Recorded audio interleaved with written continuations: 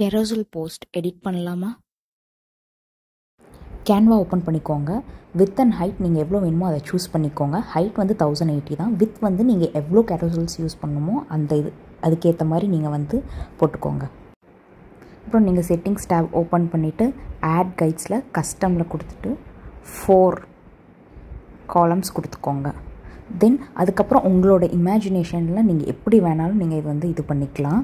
நான் வந்துட்டு 4 ஃபோட்டோஸ் வந்துட்டு கேரோசலாக யூஸ் பண்ணிக்கலாம் அப்படிங்கிற மாதிரி நான் யூஸ் பண்ணியிருக்கேன். மோஸ்ட்லி இந்த மாதிரி இது வந்து டிஜிட்டல் ஸ்க்ராப் புக்னு சொல்லுவாங்க. ஸோ வந்துட்டு இந்த ரிப்டு பேப்பர், வாஷி டேப்ஸ் அப்படின்னு எலமெண்ட்ஸில் நீங்கள் வந்துட்டு சர்ச் பண்ணாவே நிறையா அந்த மாதிரி வரும். ஃப்ளோரல் தீமில் நான் வந்து இது வந்து பண்ணியிருக்கேன். அப்புறம் இமேஜ் ஸ்ப்ளிட்டர் ஆன்லைன் வந்து ஃப்ரீயாகவே இருக்கும். அது ஒரு வெப்சைட் நீங்கள் போய் எத்தனை ஃபோட்டோஸ் நீங்கள் வேணுமோ அதை கட் பண்ணி நாங்கள் இன்ஸ்டாகிராமில் போஸ்ட் பண்ணிக்கலாம்.